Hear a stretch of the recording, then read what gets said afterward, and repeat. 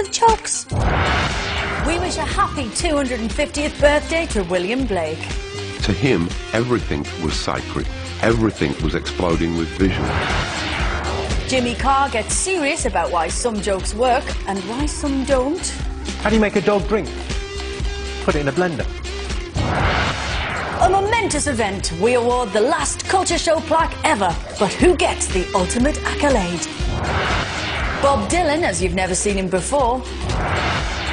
And on the eve of his 100th birthday, we're in Rio to speak exclusively to Oscar Niemeyer, one of the most influential architects of the modern age. All that plus music from the brilliant Richard Hawley. But first, it's the 250th anniversary of the birth of William Blake, poet and artist. But why should he be celebrated today? Here's Andrew Graham Dixon. He might not have looked it, but the man who wrote Jerusalem was the original rebel artist. William Blake had a visionary imagination that led many of his contemporaries to call him mad.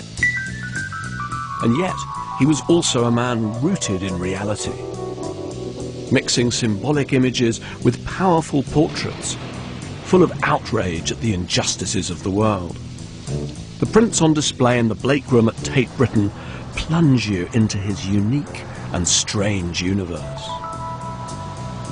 William Blake was born during the Enlightenment, the so-called Age of Reason, but he spent much of his life railing against the idea that reason should be allowed to dominate human existence. For him, the whole point of life was to open yourself up to the infinite, the divine, the world of the spirits.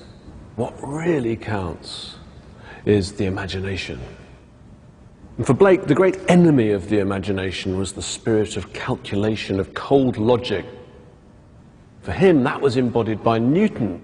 And here he shows Newton in this famous colour print, squatting weirdly on the ocean floor, obsessed by his own rationality. And he can't even appreciate the wonderful mottled colours and beauty of the rock on which he sits. When he was a child growing up in London, Blake saw a vision of angels in a tree. And throughout his life, visions were part of his everyday reality.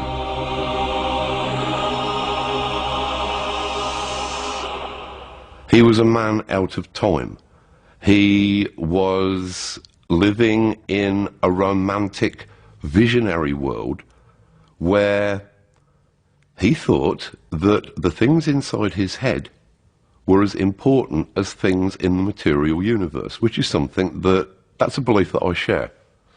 Blake saw himself as a kind of prophet as well as a writer and artist, and that's why he chose to revive an ancient form, that of the hand-illuminated book.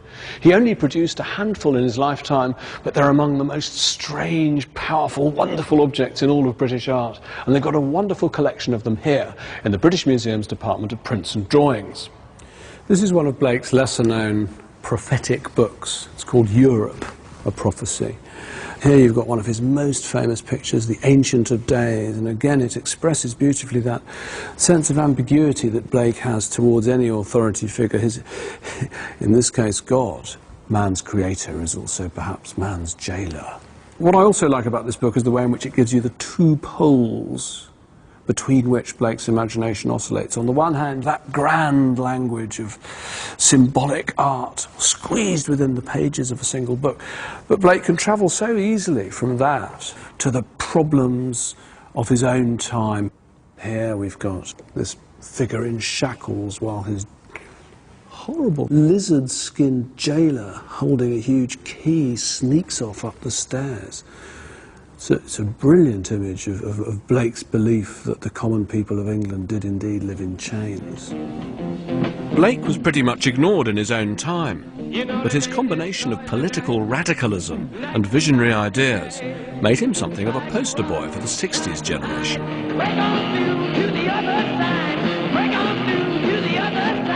Blake has a great line in The Marriage of Heaven and Hell about cleansing the doors of perception.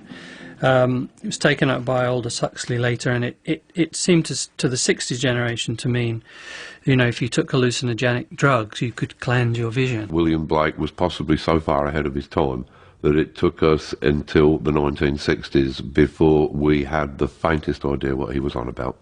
He was a man who was not acclaimed in his own lifetime, but he just kept on and on and on, and now, a century later, or 2 centuries later, we recognise what a genius he was.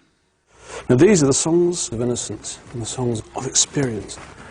Like a lot of people, I expect, I came across this for the first time in English lessons at school, but of course, because we like to keep everything very neat and tidy in our education, I just experienced these poems as words on a printed page.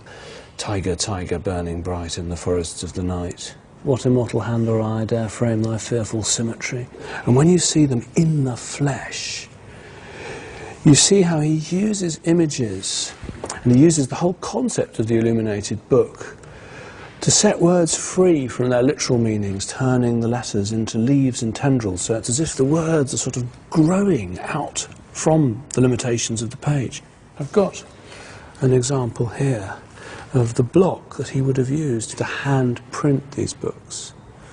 It's a wonderfully touching thing. So you imagine an image no bigger than your hand. To him, everything was sacred. Everything was exploding with visions. The way that he printed, the techniques that he used, all of these were of immense significance to him. William Blake had this very strong notion of prophecy, and printmaking was a way of revelation for him. So the prophecies he made were revealed through the print process. Taking the final print, it's the moment of truth. Something is exposed which wasn't seen before. So there's this very mystical and very beautiful process that involved there. There is something rather magical about the William Blake story. A man neglected in his own time, but ultimately granted a glorious immortality. His reputation was it became like embers. It was kept alive by the circle of his initiates, and they found those embers, and gradually, by the 20th century, he'd become this great figure, just from these little images. For me, his work's like a call to arms. Forget shopping and shallow materialism. Blake says, embrace a life of creativity, experiment, imagination.